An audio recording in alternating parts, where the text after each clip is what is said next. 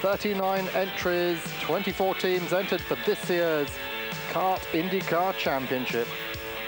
20th of March this Sunday will be live at 4 o'clock British time here on Eurosport. Don't forget to join us. Well, Nigel Mansell, still the toast of the IndyCar circuit. 1992 Formula One World Champion and 93 IndyCar champion in his first year. 31 years old, he earned $2.5 million last year from his IndyCar racing.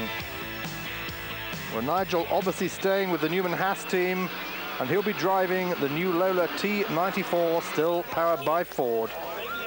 This winter during testing, he's set the fastest Ford times on all the different tracks like Phoenix, Arizona Firebird, and the bookies have him at 4-1 at the moment, odds on to become a 94 champion for the second year running, making him the first man to take the double in his rookie years.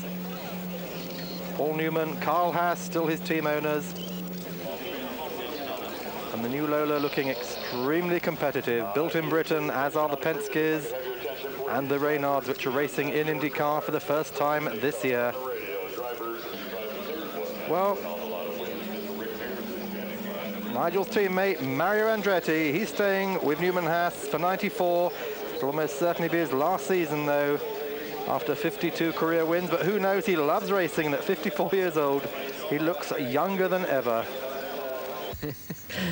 Well, I don't think I'll change my mind, but as I said, if I feel much younger than I am now, by mid-season, I might. During the 93 season, the Penske team was the biggest challenger to Newman Haas, and again, it looks likely to be so in the IndyCar Championship this year. Brazil's Emerson Fittipaldi, second in the 93 Championship. Still quick with Penske, powered by Ilmor this year. It's the same engine as last year, but Chevrolet has now pulled out, having cited increased costs for ending its IndyCar involvement. His teammate, Canadian Paul Tracy, who won for the first time in IndyCar at Long Beach, won 5 races last year, finishing 3rd in the championship. He could be champion in 94 as well.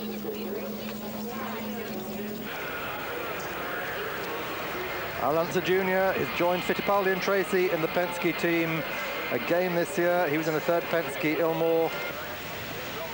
Last year, he was able to win at Vancouver, but that was the only one. He crashed in Phoenix during winter testing with the new Penske, an enormous accident. And his odds with the bookies are 5-1, second favorite for the title. Well, the season starts in Australia at Surfers Paradise on the 2.975 mile street circuit. This was the scene last year on the 21st of April when Nigel Mansell attracted a record crowd and took his first start in IndyCar racing from pole position. But he was caught out by the pace car, passed by Fittipaldi. Problems for Mark Smith and Robbie Bull there early in the race. So Mansell had a lot of work to do getting back past Andretti and Lyondike in the 16-turn street circuit. Braking problems for Raul Bazal and Jimmy Vasser. Everyone's spinning there. Scott Goodyear as well. A big fight developed between Robbie Gordon and Paul Tracy for second place. But almost immediately, Tracy hit electrical problems and Nigel Mansell moved further up in the field. A great race, I'm sure you all remember it. The whole of Britain was up early in the morning rooting on their hero. Well, Paul Tracy had to stop in his pits for repairs. He lost a lot of time in that race. And Mansell continued on in a brilliant way on this most difficult of street circuits here at the resort near Brisbane. Coming back to attack the leaders, he's now behind Robbie Gordon.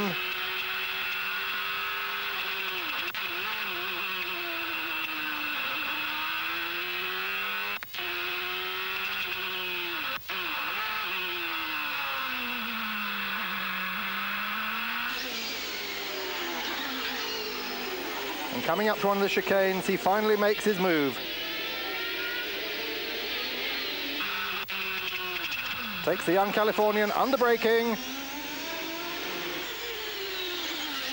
The battle now between Mansell and Fittipaldi. And after more hard braking maneuvers learned in Formula One,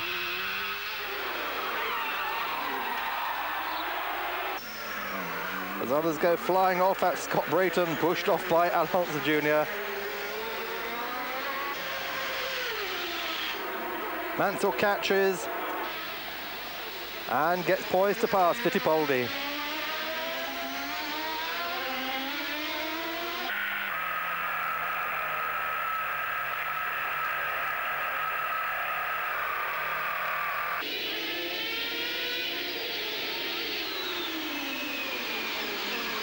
Mansell really pushing Fittipaldi now.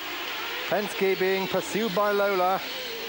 Battle of the two chassis last year, and under braking, Mansell does it. He's completely locked up, but through he goes. A brilliant maneuver, takes the lead of the race. Well, that wasn't the end of the infighting, because Mansell then had to stop to refuel. And he had to do it all over again, passing Fittipaldi and Gordon.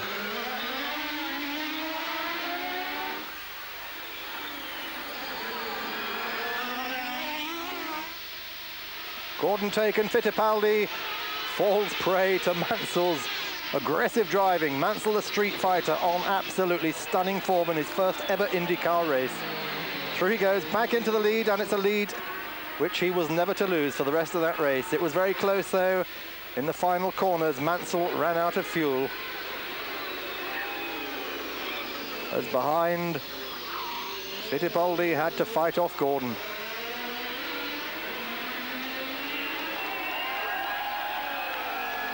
So to the huge applause of a lot of Brits here in Surfers Paradise, Mansell created history by becoming the first ever rookie to win an IndyCar race from pole position.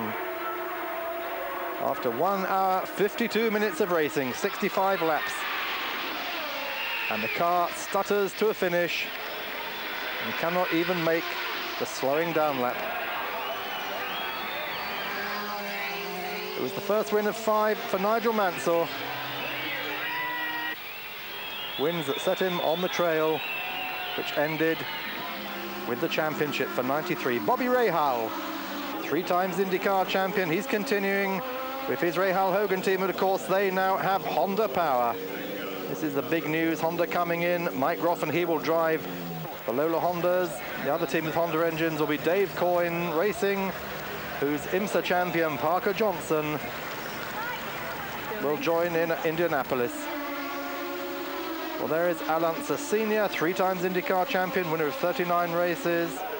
But AJ Foyt is the record holder in IndyCar racing with 67 wins and 6 titles, and his AJ Foyt Enterprise team with Robbie Gordon.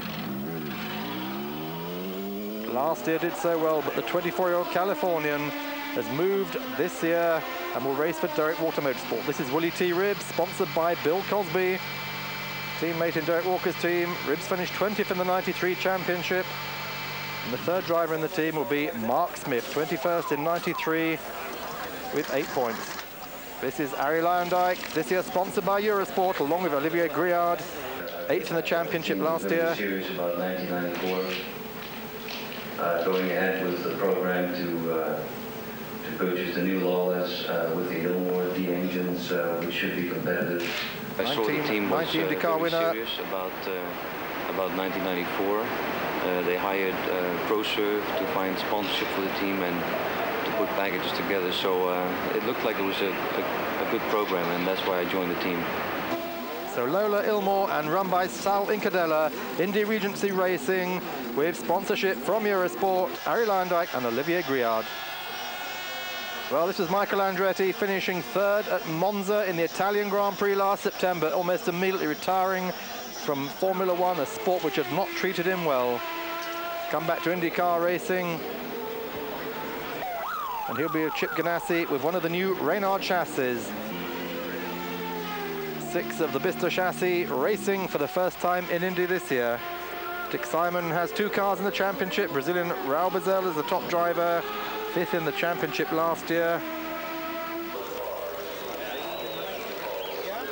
There's a lot of other top drivers, such as Stefan Johansson and Cherry Boutsen, still looking for drives. Boutsen, though, going off to Germany to race in the 2-litre championship for Ford. Scott Goodyear, the young Canadian, 9th in 93 with Walker Motorsport. He'll be racing for King Motorsport this year with a 94 Lola, fastest driver at Phoenix during winter tests. Teo Fabi, former Formula One driver, is staying with Hall VDS, 11th last year, while Maurizio Gugelmin from Brazil came in for the last race in 93 and will do the complete 94 season. Andrea Montemini, 4th in Detroit last year with Euromotors team, assigned with the new Project Indy team of Christian Danner. Christian tells us about it.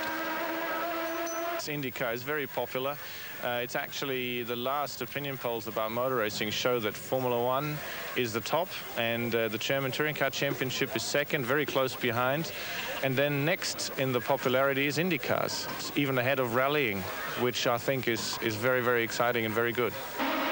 Well, Honda are in, Reynard are in, and Firestone are also in, coming to fight against Goodyear. But the big news tonight is that Indy 500 owner Tony George is threatening to run his own series in 96 on ovals only. Watch his space. Don't forget, 4 o'clock Sunday, live on Eurosport. Valvoline presents the IndyCar World Series.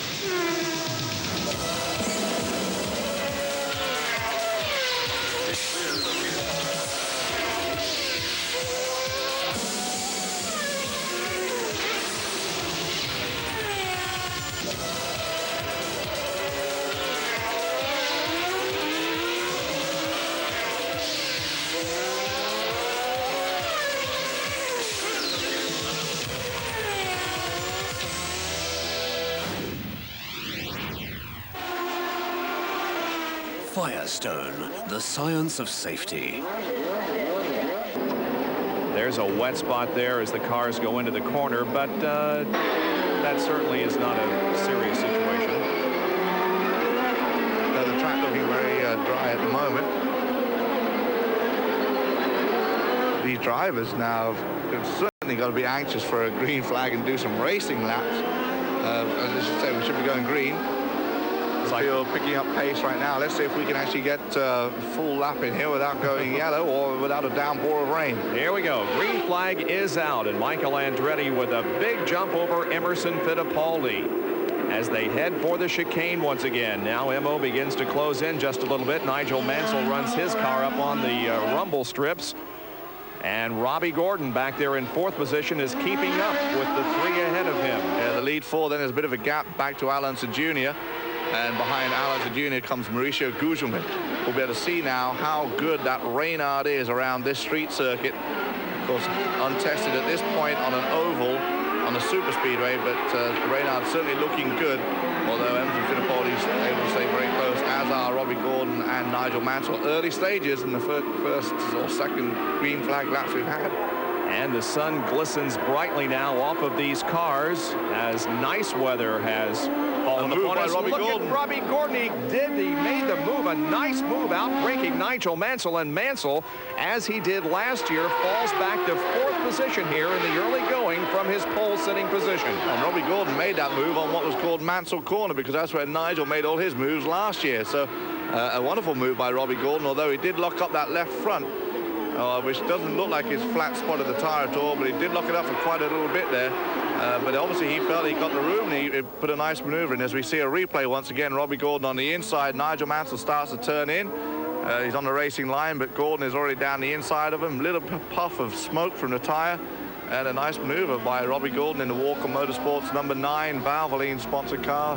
25-year-old is certainly an aggressive driver. He certainly is, but a very fine driver. And again, he told us earlier that he thought that if anybody can keep up with the front runners, he could. He said he could keep up with Nigel Mansell. Well, he has proven that he can run faster than Nigel Mansell, at least at this moment. His job right now is to catch Emerson Fittipaldi in 2nd, and the leader of the race, Michael Andretti. And without speculating too much, those 3 do seem to have pulled away just a little bit from Nigel Mansell. Whether Nigel's playing just a waiting game, let the race come back to him, wait till the first round of pit stops is done before he even makes any kind of move for the front, we'll have to wait and see. Or whether it may be a mechanical or his tire problem. And look at that cloud over there, over the ocean, on the east side of the ocean, on the east side of the track. That is not looking very promising, Bob. Looks like that more rain might be imminent. Let's hope it blows over. The wind is still blowing quite strong here, and maybe it'll take it away from the race course. The last thing we need is more rain. Here is Robbie Gordon still running in third position, and Nigel Mansell back to fourth. Michael Andretti taking that car up over the rumble strips, and so is Robbie Gordon. In fact, all of them are cutting that corner as much as they can. Yeah, we talked about it a little bit earlier. The rumor from the paddock, or the word from the paddock, was the only way to run this course is to run right over those chicanes and run right over the apexes. Just go straight over them. It's a much quicker line than going around them. And as you see there, the 4 lead cars, all of them just went right over those rumble strips. Unfortunately, if you get it wrong, though, you either clip something or you tend to get launched badly, and it certainly throws the car off balance. 7 of 65 laps completed. It's Michael Andretti, Fittipaldi, Robbie Gordon, Nigel Mansell, and Al Unser Jr. running in 5th position. And Andretti enjoying a 6 or 8 car length advantage now on Emo, although Emerson does close up as the cars move through the chicane. And Robbie Gordon is right there on Nigel Mansell's rear wing. Obviously, right now, Michael Andretti's car is handling just fine. We'll see how that changes as the race goes on, as the fuel load gets lighter and as the tires get more and more worn. Maybe he has a very good handling car with a full fuel load, but once they start to lose all the weight of 40 gallons of fuel, handling may go away. The track, of course, the condition changes on the track in the last 2 hours have been immense. We've gone from hot, sunny weather, having had a race on the track this morning, to rain and all the rubber being washed away, and then now then we ran a few laps. Now we're back under running high-speed laps under dry conditions, so that the track conditions are totally different to when they last went out in the morning warm-up, which, when I say this morning, was a long time ago now. It seems like days ago, as a matter of fact. Mansell continuing to run in 4th spot. Here is Michael Andretti, the leader, doing a fine job. And he's going to be very, even for him now, if the race were to end, he's going to be very happy with the fact that Reynard was able to qualify on the front row, and he was able to go out, overtake Nigel Mansell, and lead a few laps and prove that the Reynard is obviously going to be a good car. Straight out of the box. You saw his statistics there regarding his 1993 performance in Formula One. It was a disappointment to him, and it was a disappointment for everyone, despite the fact that he did have a couple of points-paying events. But it just didn't. He went through that corner just a little hard. I thought he was going to clip the right side of the car with the wall. Yeah, the problem with running up over those is you've got to get it just right, because if it does throw the car off, the track is very narrow and it's going to throw you. We see a yellow flag, and that is for Ari Lyondike, who's come to a stop alongside the wall there. And Ari was running pretty well up there. Getting back to that apex thing, you run over the apex, over the curbing like that, it can throw you right into the wall, and of course the concrete wall is very unforgiving to an IndyCar. The top 4 continue to run together, and now it appears that Nigel is closing in on 3rd place, Robbie Gordon. Gordon had separated himself a little bit from Nigel, but now they run pretty close together. Mansell just... Now, last year, Nigel dropped back to 4th spot by lap 16. He was back up in the lead. We're on lap 10 right now. It doesn't look like Nigel's going to be back up the lead by lap 16, but like we mentioned, he could be playing a waiting game and taking his time. Certainly, we know he's a consummate racing driver, but he does tend to prefer to be out front if he can be. Of course, it's a long season. He's looking for points too. At an early stage to be speculating as to what Nigel Mansell's doing. May just have a slight technical problem. Michael Andretti in the Reynard Ford Cosworth, leading the way with 10 laps completed here at Surfers Paradise in Australia, the opener of the '94 IndyCar season. There you see once again a sample of how Michael runs over those curbings. Looking, really bouncing around there, but they're all doing the same thing, and they've been doing it all weekend long, and it's been the way to go around this track the quickest. It's just a matter if it gets slightly wrong. There you see Lyondike getting a tow from the safety team, so you can pretty much count Ari out of this one in the Indy Regency Racing Olivier Griard part owner team, and we look forward to them coming on strong in Phoenix.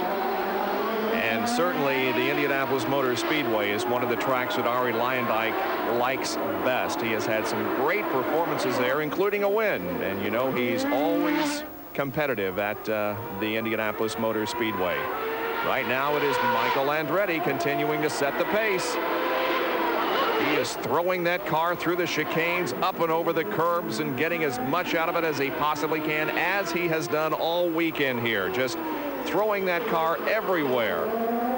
But he's leading. Certainly sounds sweet, too, doesn't it? The car, it sounds like it's running beautifully as it echoes through the concrete off the side of the track and also all the downtown buildings. It really sounds wonderful. There you see that caution flag once again. That's for Arie Luyendyk, who's just up here on the inside up against the wall. We can add Luyendyk's name to those that are officially out of the race. Besides Luyendyk, it's Raul Boesel and Bobby Rahal that have dropped out of competition, leaving Mike Croft as the sole Honda participant in this event. And now this battle for third position gets a little tighter as Nigel is within a couple of car lengths of Robbie Gordon. Emerson Fittipaldi has seemed able to give himself a bit of a cushion over these two as this battle continues between the two Lola and Ford engine cars. It's Ford, Ilmore, Ford, Ford. So a good battle up front, of course, and the manufacturer's battle as far as the engines are concerned and the chassis are concerned. Certainly a good variety of cars and teams here. Oh, Nigel getting very close, right up underneath the wing of Gordon. We may see him make a move as they go in. Oh, well, not here, Nigel, because there's a safety car there, which he's obviously seen. Right. Maybe wait a couple of laps till that safety car is off the track and clear. It won't be in that area by the time they come back around, but that looks like a good spot for Nigel to make that move. Maybe he's just seeing that time round if he is going to be able to. Well, he sure pulled right up on the rear wing of Gordon, and I thought that he was set up to make the pass, but had to back off when he saw the local yellow being displayed. Now he once again tries to position himself right up in the back end of that Robbie Gordon car. They go through one of the corners, and it's now down to a car length again. As we have another car off, too. That's a great view on board as we were riding there with Nigel Mansell, watching him chase down Robbie Gordon. And Gugelman has now moved into fifth position, overtaking Al Unser Jr., who was shown in that position just a few laps ago, but now Mauricio Gugelman shown in fifth spot. Two Brazilians running in second and fifth. Good for them, and of course great for the international television, as approximately 10 million viewers get to enjoy this show live in Brazil. And we all know, of course, the Brazilians are fanatics when it comes to sports and heroes, including the fact that they now have an Ayrton Senna comic in Brazil. A cartoon strip, in fact. Nigel Mansell winning the IndyCar championship in '93 after a Formula One World Championship in 1992. He's unofficially leading the championship this year because he now has 1 point for qualifying on the pole. There's also going to be a point awarded for the person who leads the most laps here today, and then 20 points to the winners, 16 for second, 14 for third, 12, 10, 8, 6, 5, 4, 3, 2, 1. And look how close he is again, just trying his best to find the opportunity to get around as these cars come up on the slower car of Robbie Buell. And got a lap down already. Don't turn in now, Robbie. Gordon will get by, and Mansell also comes by Buell. Robbie Buell, the Indy Lights champion from a couple of years ago, and also the Barber Saab Pro Series champion from the year before that. So he's certainly proved himself as a driver in really an underfinanced team right now, and first time here in Australia too. So he's learning the circuit, learning the track, and give him another year or so, I think he could certainly be a force to be threatened with on the IndyCar circuit.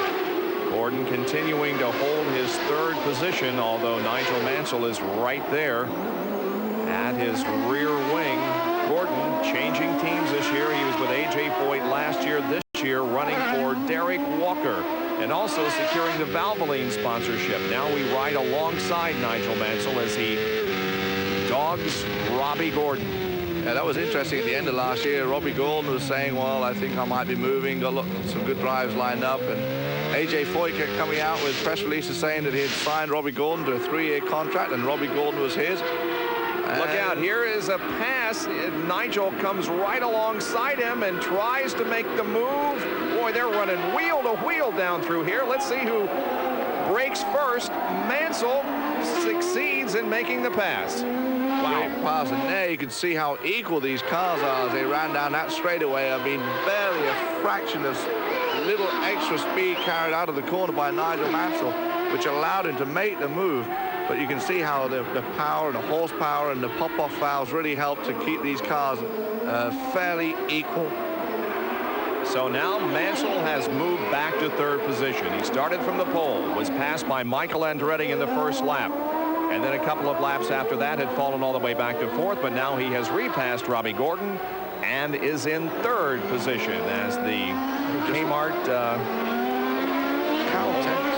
Yeah, Caltex, which is the Texaco affiliate in Australia, also shown as a sponsorship on that car. I see that Nigel has personally picked up a few extra sponsors, including Danker, which sponsors Wayne Taylor in the IMSA series. It's a manufacturer of copy and fax machines and office products, and they are now a personal sponsor, I believe, of Nigel Mansell.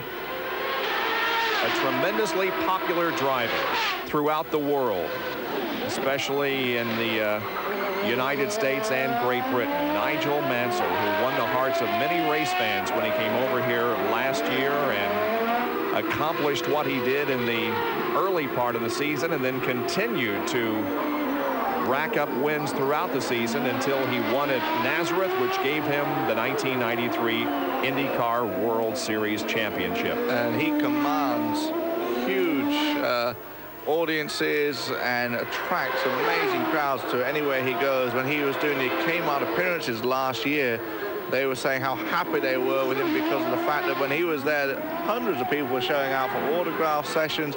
When he's back in England during the off-season at various shows and dinners, etc., lots and lots of people are showing out for El Leone, Nigel Mansell. Over in his, or down in his home country of South America in Brazil, where, of course, he has many other interests apart from the motor racing, including orange groves, which, of course, he chose to drink at the Indianapolis Motor Speedway after winning the 500 rather than the traditional bottle of milk, which created a little bit of a stir. The incorrect, considered to be anyway for a little moment, then it all, after a while, it all blew away. But you're right, and also owns many franchises of the Hugo Boss clothing chain down in Brazil, and they also sponsor him through other ways right here in the IndyCar series.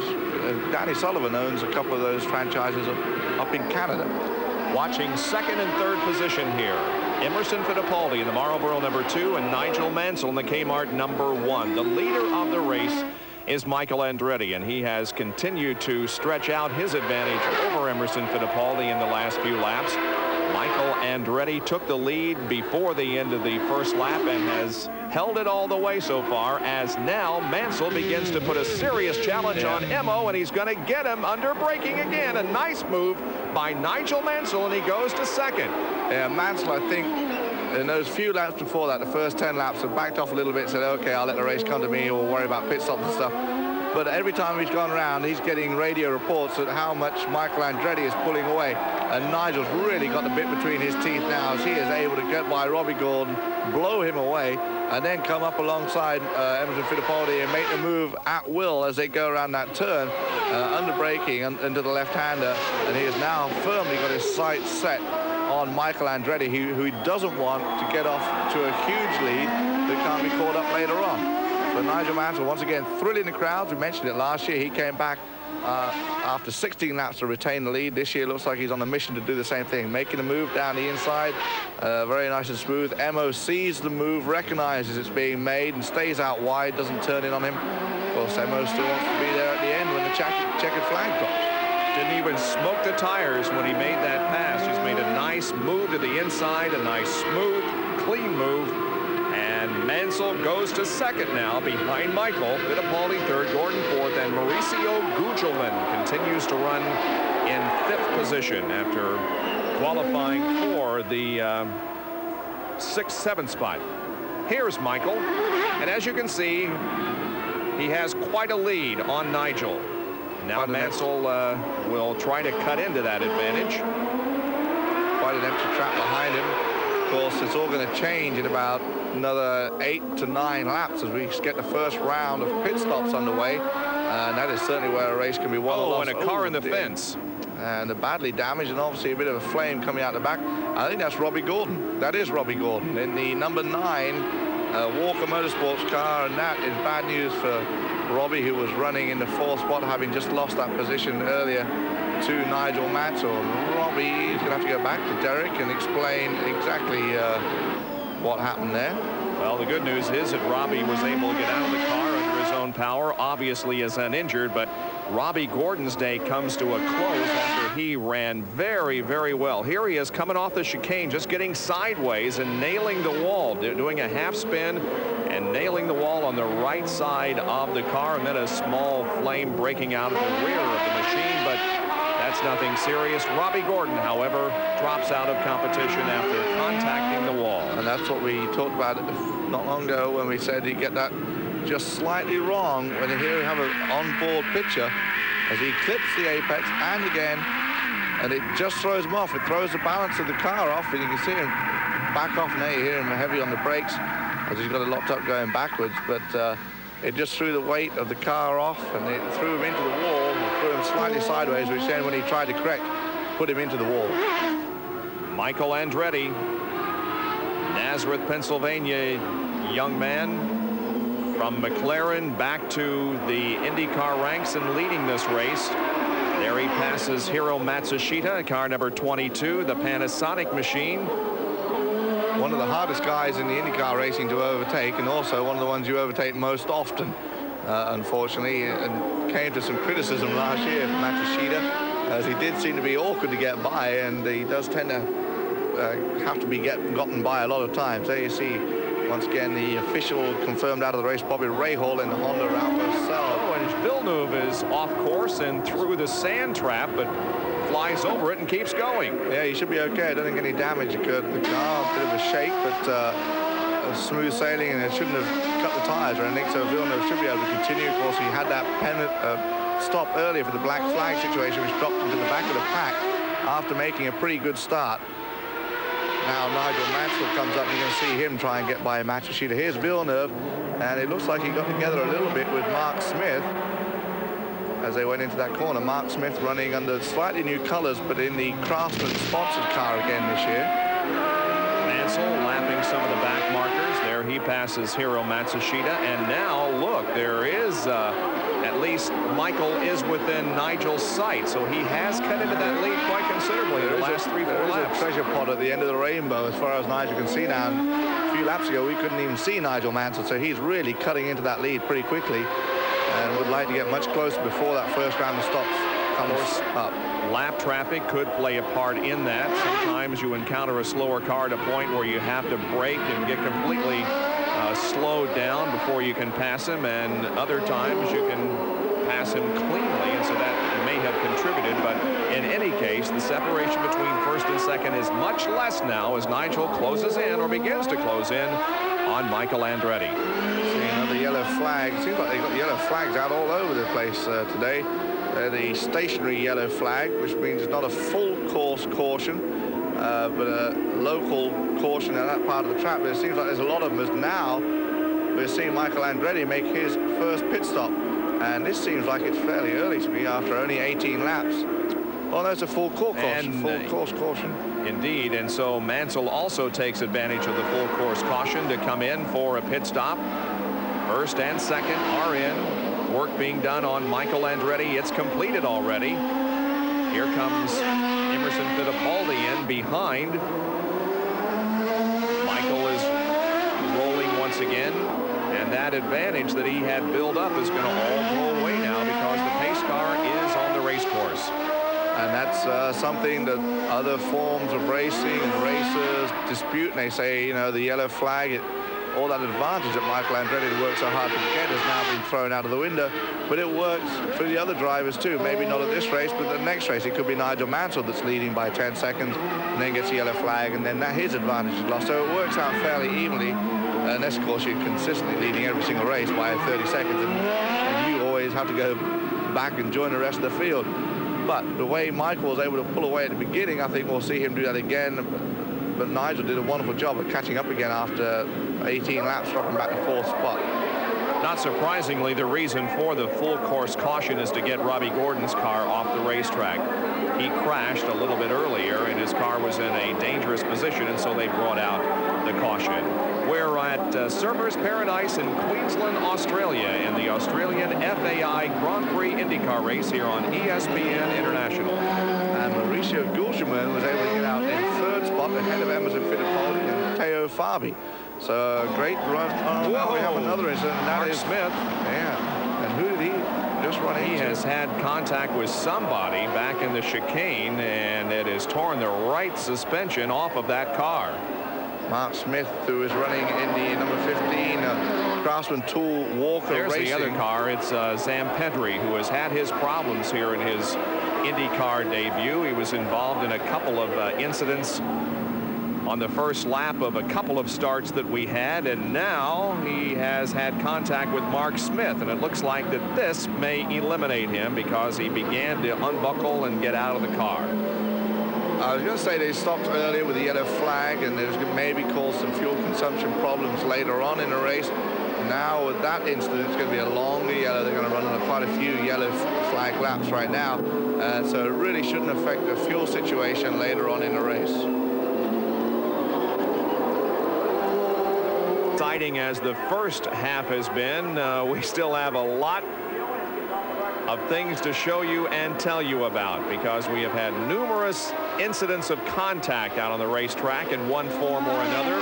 We've had lots of spins caused by a wet racetrack, but we have only had one leader, and that being Michael Andretti. For those of you who are just joining us, Nigel Mansell was the pole sitter, dropped back to as much as 4th, had moved back up to 2nd, but then as he came around for a restart a few laps ago with a wet racetrack, lost control of the car and spun, went to the back of the field, and then had another spin.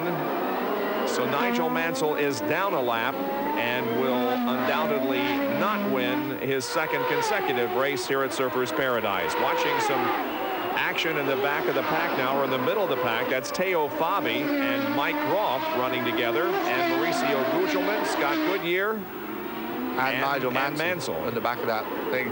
The spin cost Nigel Mansell time, but also the fact that the engine stalled both times, and he was unable to get going as quickly as he would have liked. And then, of course, that push period where he couldn't get the car turned around cost him an awful lot of time. I'm sure he's making up for it right now. Not exactly sure what position he's lying as Mike Groff locks him up, following Teo Fabi, Gulgerman, Scott Goodyear, and Nigel Mansell.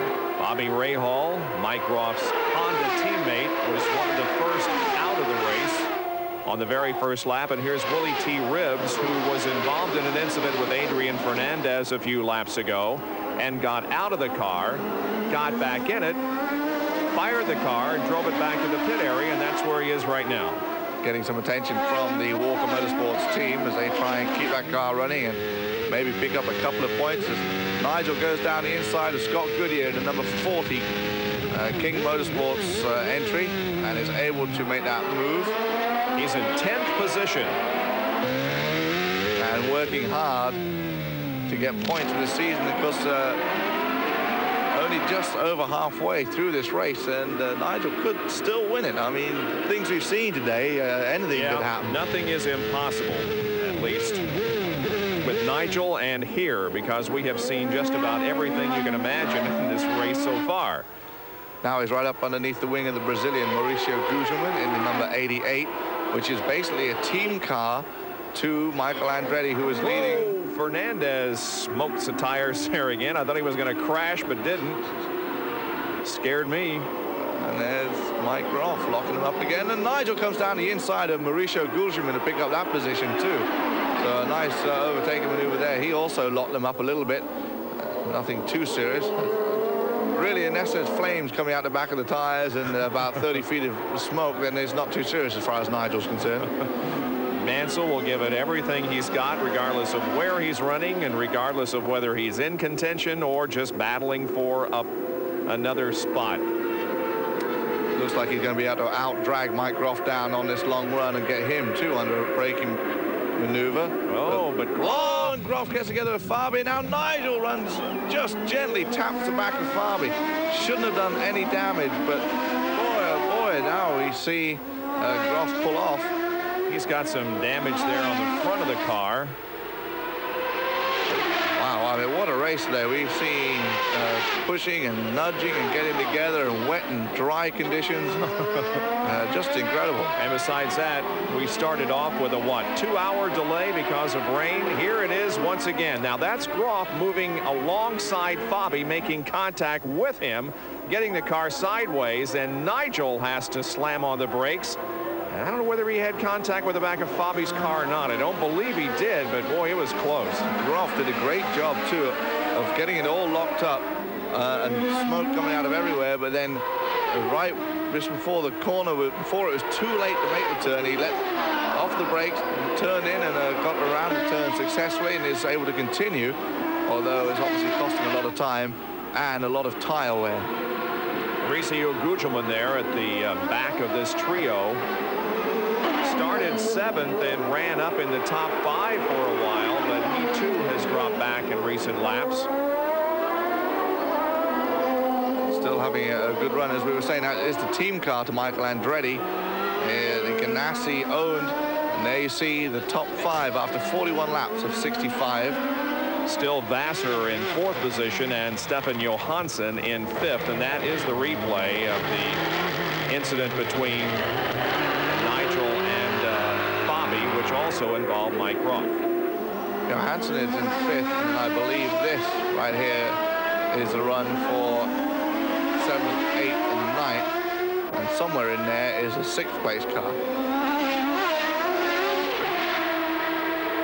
Teo Fabi staying with the same team, Jim Hall, the VDS team. They got the same sponsor. They're about one of 2 teams that didn't make any changes.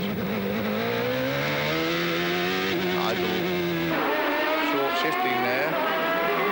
Obviously knew there wasn't much he could do about the situation now. See if he's got the exit speed coming out onto the long straightaway to carry him up alongside Fabi and then use the slipstream to pull out underneath braking, but no, not close enough this time. Here's the out of race list, and it continues to grow. Ray Hall and Boycell were the first out. Lyondike followed. Robbie Gordon crashed, so did Mark Smith. Zampedri crashed. And Jacques Villeneuve was the most recent to drop out of competition. He too in a crash. And here is Nigel going to the inside of Teo Fabi and passing him. Fabi is in his backup car. Remember, he crashed here yesterday afternoon and destroyed his primary car. They've been doing an extensive amount of testing in preseason at Big Springs, Texas, and they have been doing so at record speed. But it did not carry over here at Surfers Paradise, as Fabi has had some problems during the weekend. Started this race in 11th position. And look at the distance Nigel's been able to put between himself and Fabi already.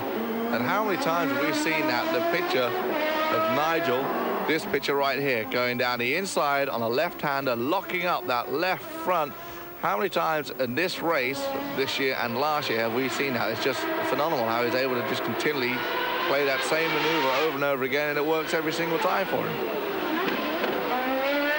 Still a lot of work to be done as far as getting up with the leaders, but as far as the championship is concerned, this is all working in Nigel's favor because he's getting more and more points every time he moves up in position. And it comes down to points, and it comes down generally over the last 3 or 4 years to a very close points finish at the end of the season. And there is the separation between first and second, and now second and third. As you saw, Michael Andretti with nearly a full straightaway, front straightaway lead over this car. Emerson Fittipaldi, the Marlboro Penske #2, and the #6 Kmart Texaco Haviland, driven by Mario Andretti. 7 cars on the lead lap.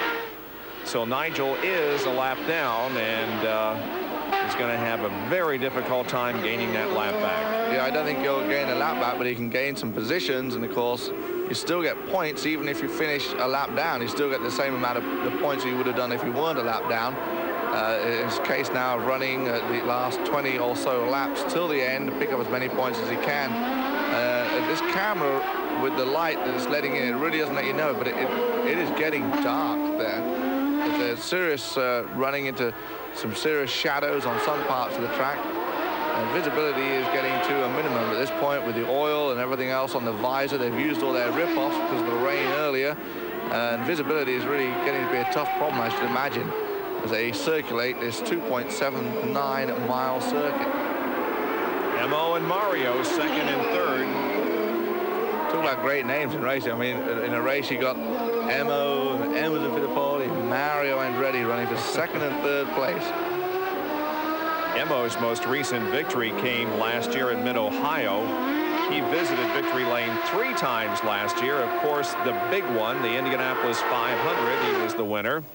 And he also won at Portland and at Mid-Ohio. He wound up earning more money than anyone else on the PPG IndyCar World Series last year, mainly because of his paycheck that he received from the Indianapolis Motor Speedway, which of course pays well over $1 million to the winner. Yeah, certainly a good money season for Emerson Fittipaldi. It was a very competitive and good run in the championship, but unfortunately he had a string of about 2 or 3 events that he just didn't finish well, and that really kind of hurt him in the championship, almost actually did kind of cost him the championship. And even though it wasn't settled till Nazareth, it could really have been decided by Mid-Ohio, but Nigel Mansell had a disappointing run there and was unable to clinch the championship, as Michael Andretti making his return to the IndyCar Series in fine form. He started on the outside of row 1. He's been quick in practice, quick in testing, quick in qualifying, and now quick in the race. Nigel Mansell makes his pit stop as 5th place driver. Stephanie Johansson also makes his pit stop, changing for tires and taking on a whole load of fuel. And they should get that done in about 15 seconds as 6 men go over the wall, and then they'll have a last dash now to the finish with about 20 odd laps remaining. And this should be the final pit stop of the day. They should be able to go the rest of the way on the fuel and the tires. And still, Nigel is lighting them up as he goes into the chicanes. Now Michael Andretti comes on to pit road. The leader of the race gives up his top spot to come in for what should be his final pit stop of the afternoon, bringing the car to a stop here, and the pit crew going to work. Immediately following the speed limit, which is posted in pit lane. There you see him giving his visor a good clean, because like I said, they're out of rip-offs. They use all those up in that rain part, and time is taking its toll on the rip-offs, and now you just have to wipe them with the glove. Seemed like a pretty quick stop. He had almost a lap over Nigel Mansell when he made the pit stop. Obviously lost a lot of that, and he too locks him up as he comes out. Just saying earlier, what a great return for him to the IndyCar Series this has been, and looking to win race number 1 as he puts a nice little block on Mike Groff. Groff's got warm tires, and Michael's coming out on cold tires, and is definitely trying to get by. Again, Michael will defend his position. Now, following the blocking that we saw last year, there was a ruling that you may, in fact, block to a point, which was you could defend your position. Right. Whatever that means. Once or possibly twice on a lap, but after that it became blocking. Right. And therefore you would get either move over the flag or a penalty flag, depending on how serious that blocking had been. There you see Michael rather, taking the rules probably to their limit with his 2 little defensive moves, and any more he would have said no. So the lead now belongs to Emerson Fittipaldi, and Mario Andretti has moved to 2nd position. However, Emo should be, in fact he is right now, coming in for his final pit stop of the day. So Emerson Fittipaldi gives up 2nd spot to come in. As crew chief Rick Rinneman gets ready to greet him, and the rest of the Penske crew, 6 men over the wall. See how quickly they get this done. There you see him wiping his visor. He's going to need a rag or something to really get that clean. He's got something on it that's bugging him. It probably is a bug, in fact. Waiting for the fuel to go in. The tank is full. Good stop, and Emerson Fittipaldi is back in action. So now Mario picks up the lead of the race. Just to get back to that Michael Andretti situation with Mike Groff earlier. I don't think Michael probably knew it, but Mike Groff, of course, is a lap down. He was not trying to get a position. He was trying to get his lap back. Michael probably didn't realize that and just thought, well, I don't want to lose a position.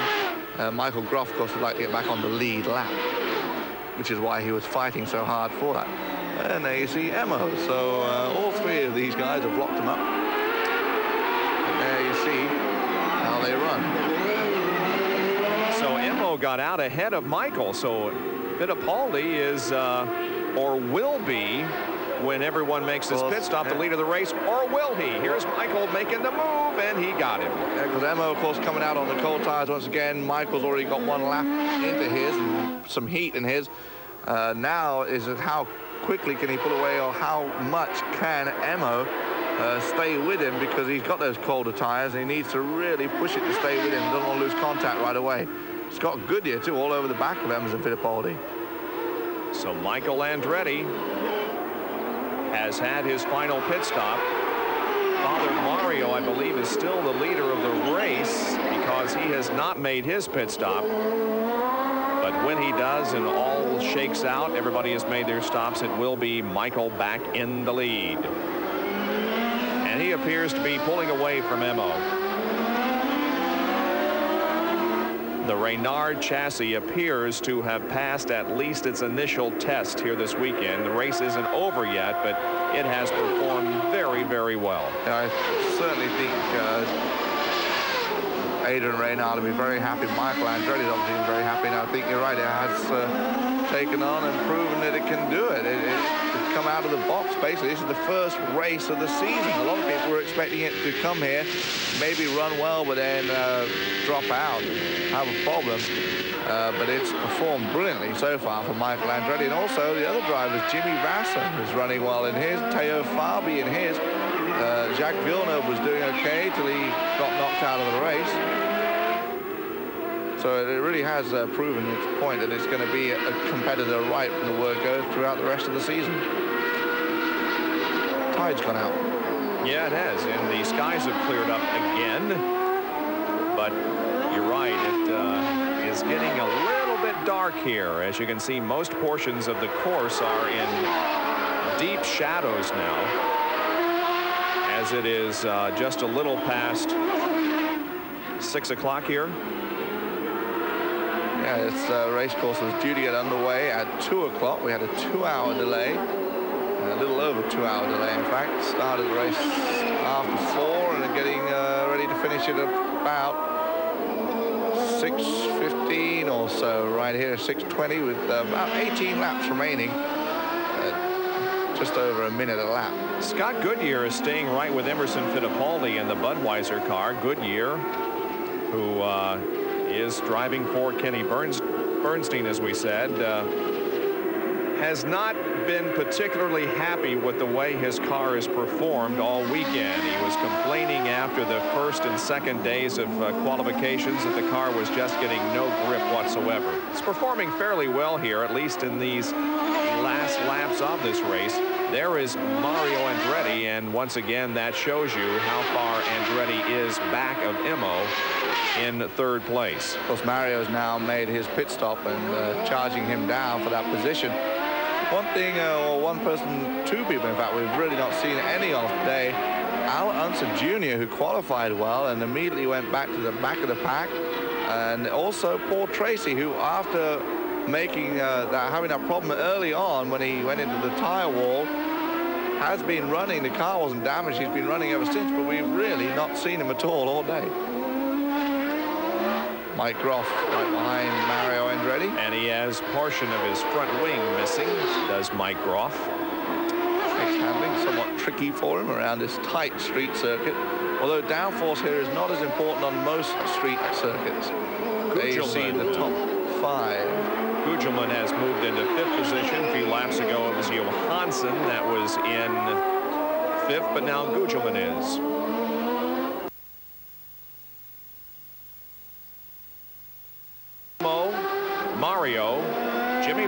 and Mauricio Gugelmin, the top 5.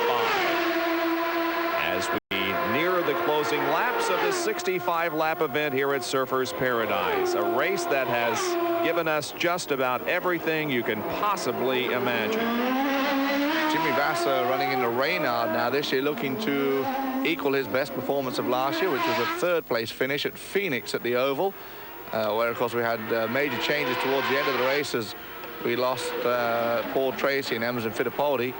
But a good run, and he certainly proved he can run well, run quickly. And Jimmy Vasser has picked up some great sponsorship, too, with the Conseco deal this year.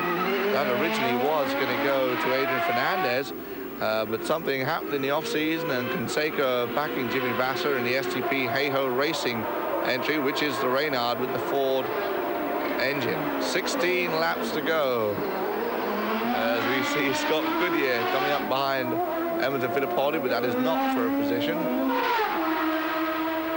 I think Scott at this point maybe running a few test laps, seeing if he can stay with Emo, and of course gather any information he can, take it back to the shop with him. And he's been staying right there with him. Maybe Emo has pulled ahead a little bit, but Scott, for the most part, is keeping right up with him. He's at least staying ahead of Mario Andretti, who's just behind him. Michael Andretti with 16 laps to go, about 24 minutes or so left in this event.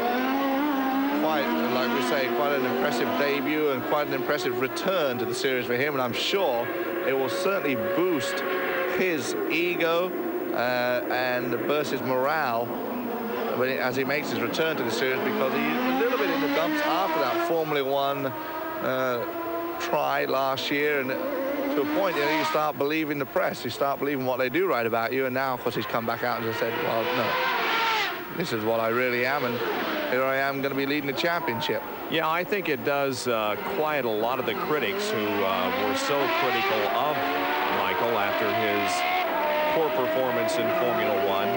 But he comes over here and qualifies 4 miles an hour slower than Nigel Mansell. And then at the beginning of the race takes the lead from Nigel and never relinquishes it, while Nigel encounters a couple of problems. So it is indeed going to be an impressive return to IndyCar racing for Michael Andretti, even if he should not win the race, and it appears as if he will do so if things keep going the way they have all race long. But even if he doesn't, it's a very impressive return for Mr. Andretti. It would have been interesting to see Michael stay in Formula One, of course, give him some more time and more time to learn the circuits, more time to test, and more time in the car and get used to a Formula One car. And I think, you know, after another half a season in Formula One, he would have really come out and shown everybody exactly what he has got and proven that he was a worthy candidate for that McLaren drive. Yeah, there's no question that his performance in Formula One did not reflect his ability as a driver in any way, shape, or form. Final stages now of this race. Lap 53, and the news is that the race is to be red flagged at the end of lap 55. So we've only got a couple of laps remaining, and it's still Michael Andretti leading in the Reynard, with Emerson Fittipaldi there in the background in second place, and Mario Andretti holding on to third place at the moment. So just a couple of laps to go. The light fading too seriously for them to take it all the way to the end of the scheduled 65 laps, and the organisers deciding to end the race at the end of lap 55. Well, what a superb race this has been, and what an amazing performance from Michael Andretti and the Reynard. If Andretti comes through to win this, it will be an historic win for not only him, but also for the car. Reynard's stated aim was to win the first race. They've done it before in Formula 3 and Formula 3000. Johnny Herbert winning his debut Formula 3000 race in a Reynard, the first race for the team. And now it looks as though Michael Andretti is going to take the first win for the Reynard IndyCar in its debut race. Let's not speak too soon. He's still got another lap to go, another lap and a bit to go before the end of the race. But it's certainly looking very, very promising at the moment for Michael Andretti. We can really see now where the light is beginning to go. The curbs shining away, the day glow paint on them. The light really is fading badly. Just a couple of laps then for Michael Andretti to take it through to the checkered flag. The Chip Ganassi team, which is looking after this Works Reynard, this would be their first victory if Michael Andretti can get to the checkered flag, the first ever win for the team as well. So it really would be an incredible finish to this first race. Nigel Mansell, well, he was attacking hard. He was in second place behind Michael Andretti in the early stages, but the rain in the mid part of the race affected him as they got on the restart. The green flag waved after a yellow flag period, and Nigel Mansell just booting it a little bit too hard round the corner onto the straight, losing control of his Lola 94, spinning out of the way, and in fact stalling the engine as well. So Mansell still running, but he's in 7th place and a long way down on race leader Michael Andretti. Andretti himself a little bit lucky to get away with losing the back end of his car as he went through one of the chicanes, hitting one of the piles of tyres. And just look at the lack of light there from our onboard camera with Michael Andretti. You can really see they're going into darkness here now in Australia. It's getting very, very dark indeed as we get into this final stages.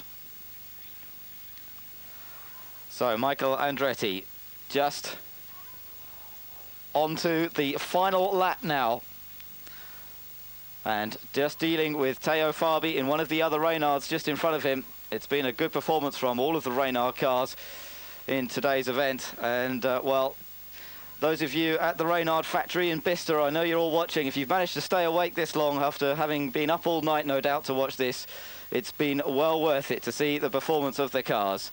Andretti finding a way past Fabi. Emerson Fittipaldi closing up a little bit there in second place.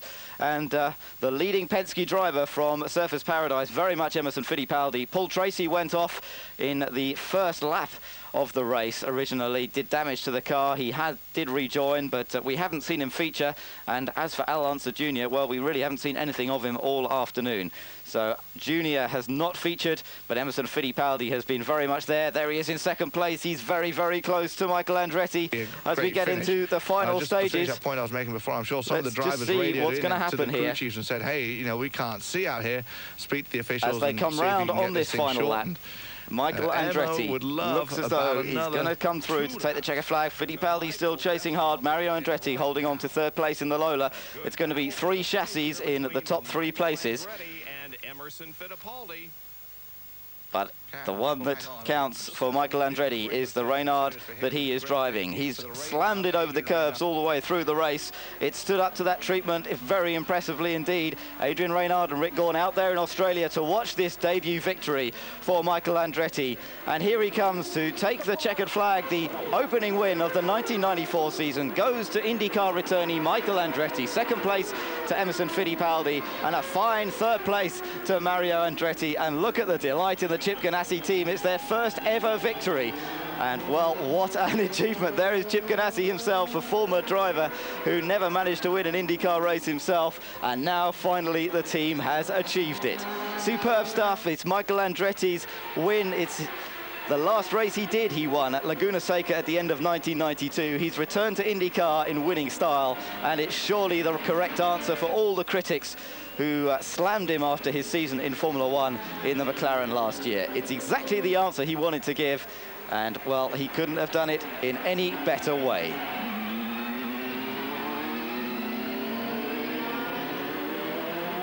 Chip Ganassi absolutely overcome with delight at that performance. And it's been an incredibly long day as well to get to this point. So many delays to get the race started. The rain first thing, the decision as to whether to start on slicks or wets, finally getting the race underway only for a big accident to hold proceedings up once again.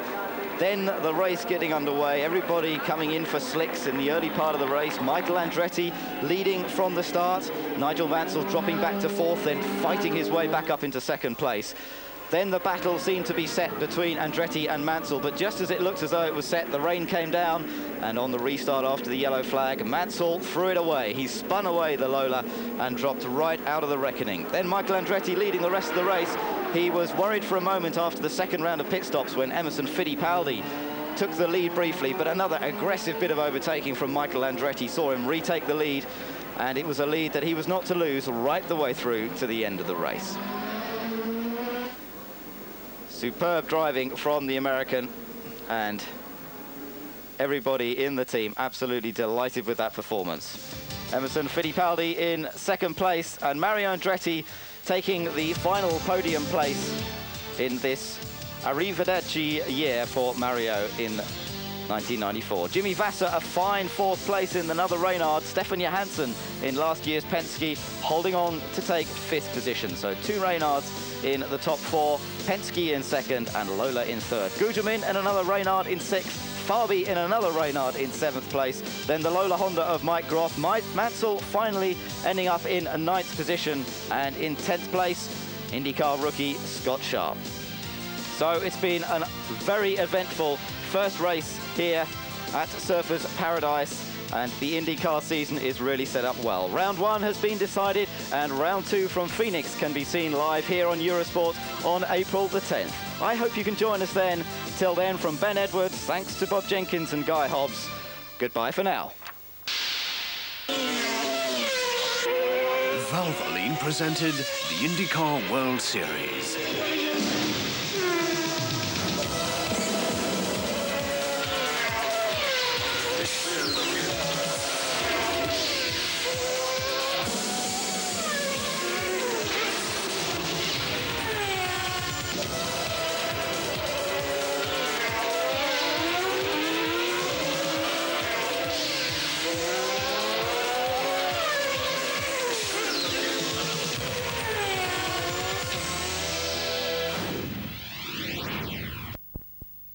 GT races, but IndyCar started last Sunday here at Surfers Paradise on Australia's Gold Coast at Brisbane, where 100,000 spectators gathered to see this first round of the PPG IndyCar World Series.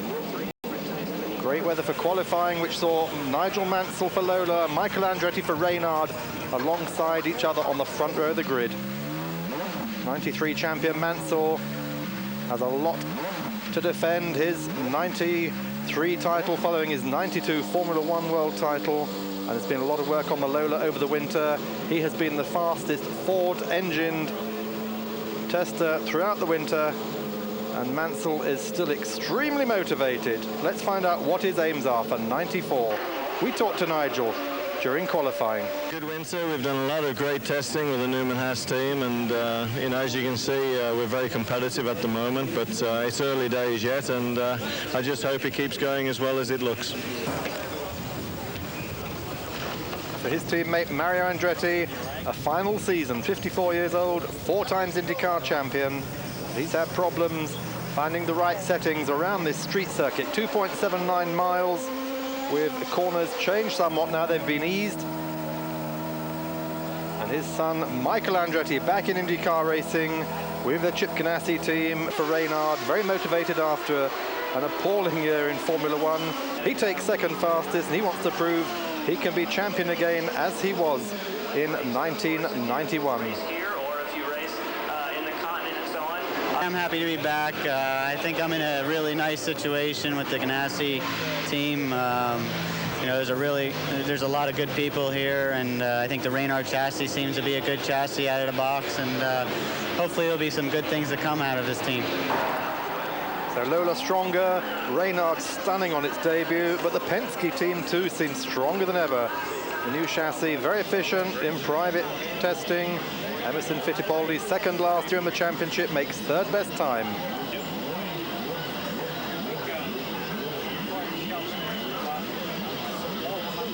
Well, I qualified third, but I think we are a little down in power here. The Ilmore engine, I don't think has the same power as the Ford. And we call this racetrack as dragster track because there's 4 big straights. They didn't need the horsepower behind. But I'm looking for a good race. I mean, it's going to be fun, and I hope to be there in the end of the race, and it will be fun. Well, the big surprise of qualifying is that Mexico City's Adrian Fernandez makes 4th fastest time, his best result ever, having started IndyCar racing last year, just proving how potent the new Reynard chassis is. Al Unser Jr., he's left Gannis Racing to move to Penske in a 3rd Penske car. There's Roger Penske with his charge. The Indy 92 winner has a lot of ambition. only one victory in '93 in Vancouver. I had an opportunity to join the Marlboro Team Penske, and it's, you know, we jumped at it, and so it's a great race team, and I'm proud to be here. Canadian Paul Tracy also proved himself in '93, one of the best 5 victories, but he only finished 3rd in the title. This year, his aim is the title with Penske. Well, last year's over, and you got to look. We have to look at this year's championship and not worry about what we did last year. We've had problems all this weekend with electronic problems, but we seem to have got them ironed out in the last session, and you know, we're just looking forward to having a good race and coming out of here with some points. Well, another big surprise, but again, it's a Reynard chassis. Reynard taking 4 of the top 8 places is young Canadian Jacques Villeneuve, son of Gilles. After his Formula Atlantic successes, 22-year-old Jack comes to IndyCar with this Forsyth Green team.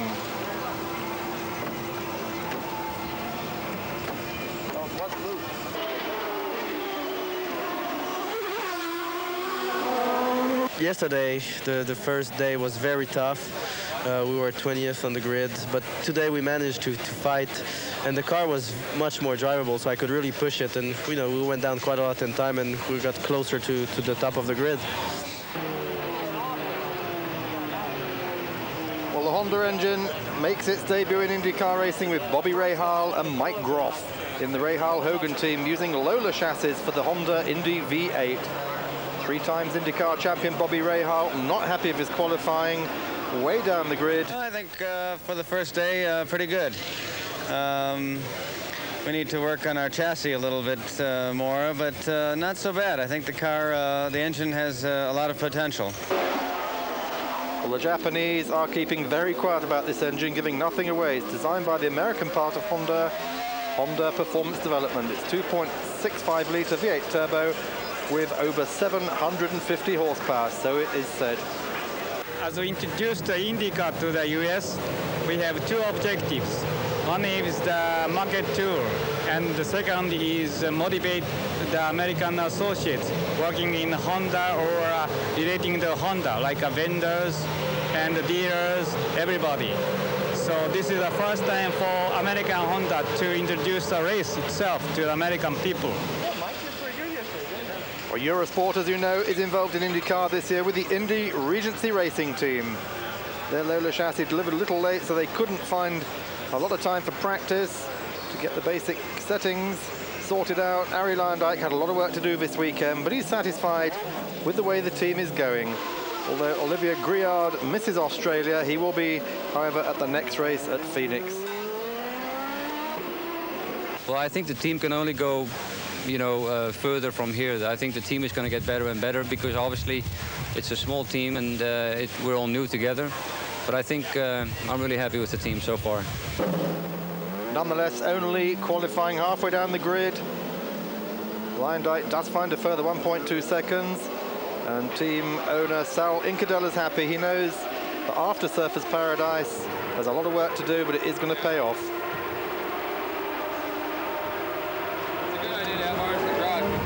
I did expect that. Nevertheless, I must say that the team and Arie did a terrific job to qualify where we are now, even though it's not really ideal kind of situation we want to be in. But overall, I think there's room for improvement, and the only way to improve that is to go testing and do some more work, really. It's a hard circuit, and Luyendyk will finally settle for row 8 on the grid, 15th fastest, but nonetheless still in front of Scott Goodyear, Mario Andretti and Raul Boesel.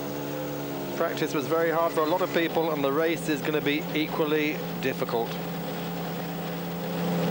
My goal today is to stay out of trouble and to finish. I don't think we can be very competitive, so I must take the other alternative. And a race like this, a lot of people get into trouble. And if we just stay out of trouble and have a reliable car, then we should be able to finish in the top 10 easy. Eurosport was able to take the chance to drop in on the final Indy Regency Racing Eurosport team briefing. Strategy be to let the others get into trouble. They've also got to work out their refueling. You can make places easier than you can on the track. So give him everything he's got. I don't think we have a big fuel problem, so I'm prepared to give you no... Well, surfers paradise here on the last day of the Australian summer. The authorities, the state of Queensland negotiating a new 3-year contract with IndyCar. This is the 3rd year the race has been run here. They want another 3 years of it, despite the fact they reckon they've spent $55 million staging this race. They say, though, it's good for tourism.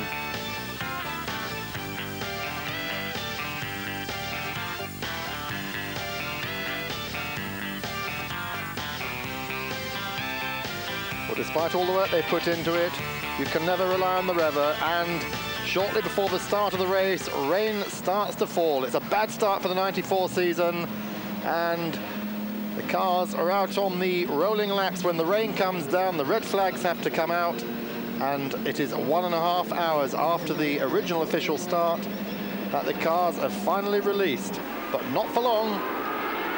No sooner does the start get under the way, on wet tires in the wet, but the yellow flags are out, because behind them, Alessandro Zampredi has crashed in the final corner even before making the green light, taking out Raul Boesel, Robbie Bull and Dominic Dobson. The race has to be stopped. The track is completely blocked. Another long wait as inexplicably the IndyCar officials refuel every car on the grid. It's a wet race though, they're on wet tires despite it being dry, and almost immediately there is another pile-up as Zampredi again takes out Bobby Rahal, Matsushita, Jones, Dobson and Boesel, and behind them Paul Tracy has gone off as well, but this time no red lights. Pace cars out, cars are diving into the pits already to change from the wet tyres they've had to start on because it was declared a wet race, out on dry tyres, and it's an absolutely shambolic race.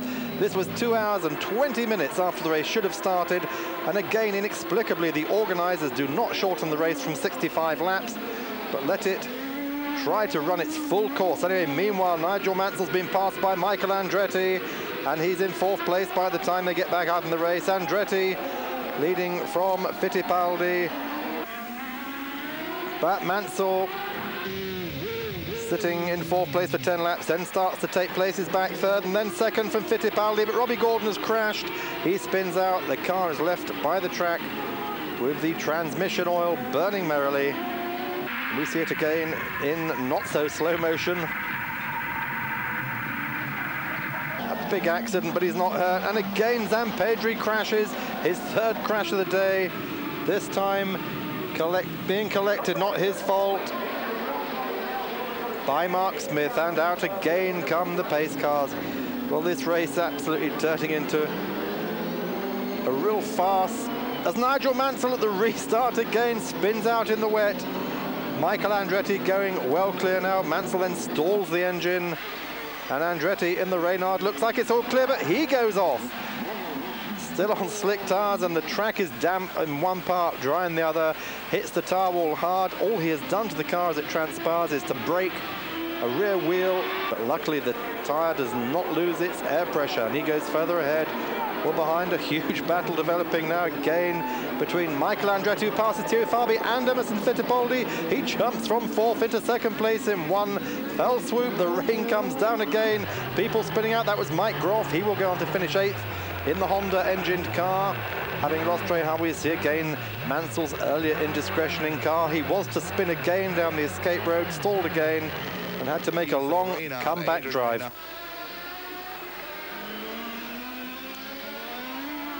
Well, dark is coming. The street lights go on all around the Adelaide course as Andretti leads the race.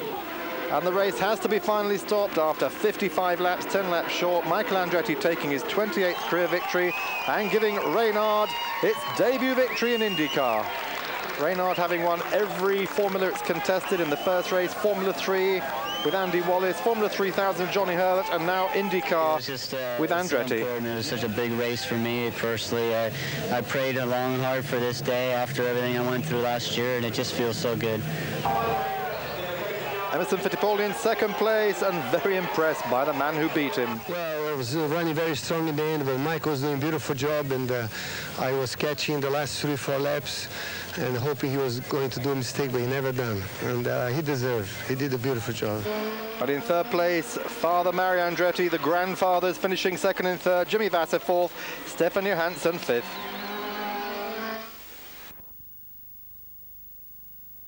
The 1994 PPG IndyCar World Series, and a look ahead to the next race at Phoenix tomorrow. A new season and a new challenge for